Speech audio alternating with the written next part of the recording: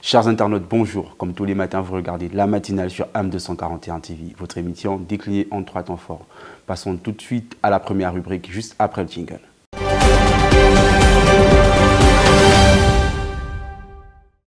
La Cour constitutionnelle effectuait sa rentrée solennelle hier, 15 janvier 2020, et l'Union choisit d'en parler ce matin avec pour titre « Comment interpréter la Constitution ». La première rentrée pour le nouveau collège a donné l'occasion à sa présidente Marie-Madeleine Boronzo de s'appesantir en présence du président de la République Ali Bongo Ondimba sur le pouvoir de la haute juridiction, souligne le quotidien. Média 241 sur le même sujet choisit de titrer « Audience solennelle de rentrée de la Cour constitutionnelle en présence d'Ali Bongo Ondimba ». Le chef de l'État a assisté à l'audience de rentrée solennelle, nous dit votre média en ligne. Toujours sur Média 241, parlons à présent de soupçons de détournement. À la CNSS, Fortress aurait reçu plus de 60 millions pour des prestations fictives, nous dit le média. Refermons notre vue de presse en sport avec nos confrères de Gabon Media Time qui titre le hit de Miami prolonge de 3 ans le rêve de Chris Silva au BAM. Un contrat de 3 ans dont les 2 premières années sont garanties. Le tout assorti d'une revalorisation salariale, nous dit le média. Chers internautes, c'est ici que prend fin notre vue de presse. Je vous retrouve sur le plateau en compagnie de mes chroniqueurs. De retour sur le plateau, je suis avec nos chroniqueurs Sabrina et Maxime qui vont nous entretenir dans nos rubriques L'Actu Santé et l'Actu Plus. Bonjour Sabrina, bonjour Maxime. Bonjour Freddy. Alors, dans l'info santé, Sabrina va nous parler d'un sujet qui n'est pas très gai, un sujet qui mine le quotidien de bon nombre de personnes, qui est sujet à des tabous souvent, mais sur ce plateau, comme vous le savez, il n'y a pas de tabou. On parle donc d'hémorroïdes avec Sabrina, juste après le jingle.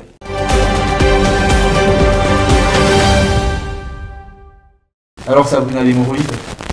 Effectivement, comme tu le disais Freddy, beaucoup de gens considèrent cette maladie, le vivent comme un tabou. Donc peu de personnes arrivent à aller se faire consulter lorsqu'ils en souffrent. Et d'ailleurs, il y a certaines personnes qui ne savent peut-être pas qu'ils souffrent d'hémorroïdes. Effectivement. Bon, enfin, il faut dire qu'aussi ce sont beaucoup plus des hommes, d'après le sondage que j'ai mené moi de mon côté, mais non. Pas qui sont victimes de l'hémorroïde, mais qui en font un sujet tabou. Les hommes, non, pas seulement les hommes et les femmes aussi. Alors, comment savoir qu'on souffre d'hémorroïdes? Lorsque vous avez une sensation de brûlure ou des démangeaisons dans la région anale, des saignements et une légère douleur lors de la défécation et peut-être des gonflements à l'intérieur du rectum, c'est que vous souffrez d'hémorroïdes. Alors il faut dire que la défécation, pour ceux qui ne savent pas, parce que c'est un terme quand même assez soutenu, il y a des internautes qui me suivent et qui ne savent pas ce que c'est le fait d'aller aux toilettes, faire ses besoins naturels. Alors Maxime, peut-être un mot sur l'hémorroïde. Non, je voulais poser une question à Sabrina, elle parle de douleur. De douleur, de démangeaison. Les personnes, lorsqu'ils sont petits, comme on a coutume de le dire, ils font... Parce que ça signifie qu'ils ont l'hémorroïde. Mais non, là c'est pas une douleur, là c'est peut-être une résistance, c'est plus une résistance. Donc pour aller dans le même mode que Maxime, c'est quoi l'hémorroïde à proprement dit? L'hémorroïde en fait c'est une dilatation des veines situées dans l'anus et dans le rectum. D'accord, donc comprenez que l'hémorroïde est une dilatation des veines situées entre l'anus et le rectum, c'est ça? Oui, c'est ça. Alors, quels sont donc les facteurs qui entraînent les hémorroïdes en fait? Bien, déjà, lorsque vous souffrez de constipation chronique, voilà, comme ce que Maxime faisait tout à l'heure, voilà, lorsque vous souffrez de constipation chronique, vous pouvez développer des hémorroïdes parce que vous donnez beaucoup de travail à votre anus et à la longue, le muscle va se dilater. Voilà, peut se dilater et on peut observer des gonflements. Donc il y a ça, il y a la constipation, il y a des diarrhées à répétition aussi parce que ça donne beaucoup de boulot aux muscles de l'anus et le fait de rester assis longtemps sur le siège des toilettes parce que lorsqu'on est assis, instinctivement, les veines se dilatent. Donc, à long terme, les veines peuvent rester dilatées et entraîner des hémorroïdes. D'accord, je vais jouer un peu au pédant. Il faut dire que le muscle situé entre le rectum et l'anus s'appelle le sphincter. Je vais jouer un peu au pédant.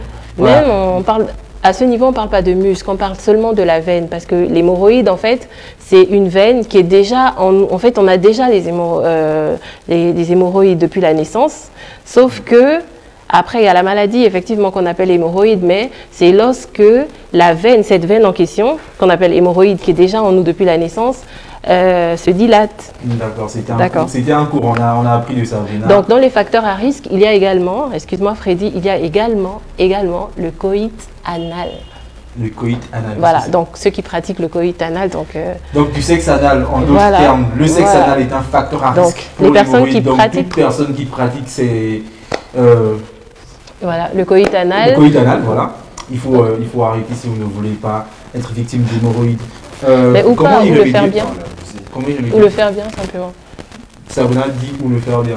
Nous, on ne préfère pas. D'accord. Tu préfères le faire ou ne pas le faire? Mais je ne suis pas un expert sur cette question. Maxime préfère ne pas commencer sur la question. Alors oui, rapidement, pour aller à notre autre rubrique, on va donc terminer avec Sabrina, qui va peut-être nous donner les moyens des remèdes. Voilà. Des remèdes? Ben, simplement aller à l'hôpital, aller consulter. N'ayez pas honte, c'est pas une maladie. En fait, ne le vivez pas comme un tabou. Allez consulter. Le médecin vous prescrira des médicaments efficaces. Mais pour ceux qui ont vraiment honte et qui ne veulent pas aller, il y a un petit remède de grand-mère pour soigner efficacement les hémorroïdes. Donc, prendre un oignon, le faire cuire dans de l'eau, voilà, faire une pâte et prendre cette pâte, la mettre dans une compresse et la poser à l'endroit où on a mal. D'accord. Alors, prendre un oignon, en faire une pâte et la poser à l'endroit où on a mal. C'est sur ces termes, voilà, qu'on a un thème à cette rubrique. On va donc, comme ça, avec la transition du jingle, passer à Maxime dans la rubrique.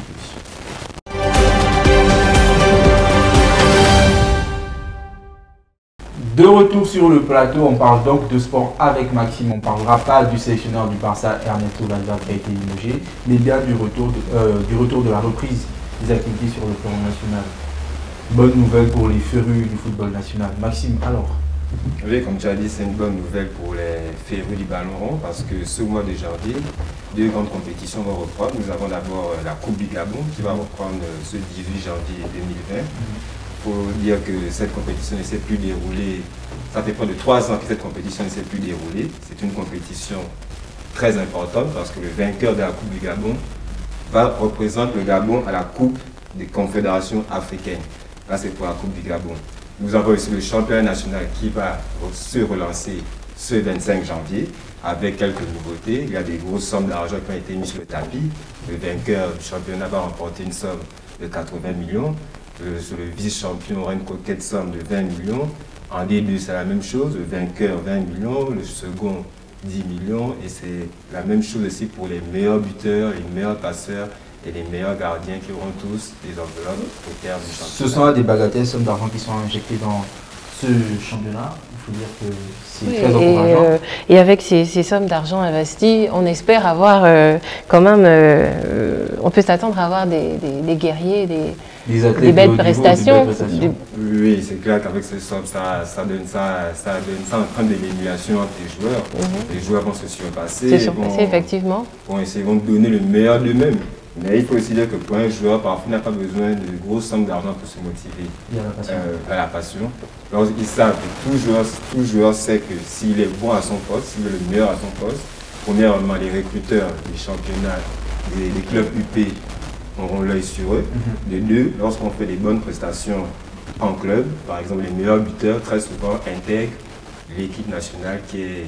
Le must en termes de football, parce que représenter son pays, porter les couleurs de l'équipe nationale, c'est toujours une fierté. Alors, en parlant de l'équipe nationale, Maxime, c'est une bonne nouvelle pour Patrice Neveu et son staff que ce championnat reprenne? Oui, c'est une très bonne nouvelle parce que, comme vous le savez, nous sommes engagés aux éliminatoires de la Coupe d'Afrique de 2021. Effectivement. On a bien commencé notre campagne avec une victoire et un match nul. Certains diront qu'on ne change pas une équipe qui gagne. Mais souvent, il faut penser que les joueurs se blessent. Nous avons beaucoup qui s'est blessé. Et voilà pourquoi le championnat national, la reprise du championnat national, c'est une bonne nouvelle parce que le staff technique de Patrice Neveu pourra piocher d'autres joueurs à travers ce championnat. Certains diront que le championnat national n'a pas des joueurs de haut niveau, mais juste rappeler que Ibrahim Don, qui fait la fierté à Dijon en France, a commencé au CMS. Et Golé Manga, qui était un grand défenseur qui a évolué en Angleterre aujourd'hui en France, a commencé au FC 105. Les Bébites, on les détecte au championnat national et elles se développent en Europe à travers d'autres joueurs Des exemples comme ça, on peut en citer pêle-mêle. On a Kanga Gaylor, on a plusieurs joueurs qui ont débuté au championnat national et qui font la fierté aujourd'hui des grands championnats internationaux. Alors, mais qu'en est-il du professionnalisme? Parce qu'on parle quand même d'un championnat national, d'un championnat professionnel. Qu'en est-il du professionnalisme des joueurs et partant des clubs qui accompagnent ces joueurs? Dans son sens, c'est-à-dire ces joueurs, allez-je dire. Bon, il faut dire que depuis que le championnat national a été institué, est passé au mode professionnel, il faut dire que des clubs et des joueurs qui ne suivent pas. Par exemple, les clubs, lorsqu'on parle de championnat professionnel, il y a des préalables, il faut avoir un cahier de charge. Un club doit avoir par exemple plusieurs catégories. Il doit avoir la catégorie minime, la catégorie junior, ce qui n'est pas le cas. Lorsqu'on parle de professionnalisme, un club qui se respecte doit avoir un terrain d'entraînement, un stade d'entraînement et un stade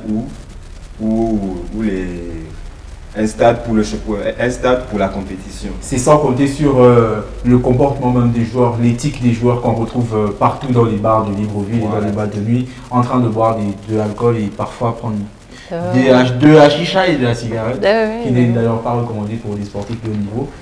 L'alimentation de ces sportifs qui n'est pas contrôlée. Ce sont là tant de pratiques qui n'honorent pas le statut de footballeur professionnel dont ils font montre aujourd'hui. Alors c'est sur ces mots que nous allons mettre un terme à notre émission. Merci de nous avoir suivis. Nous vous demandons de rester connectés pour d'autres émissions sur AM 241 TV. Je devais terminer, à la fin tu as développé, c'est je devais terminer avec le jour. Non, le problème c'est qu'il est pas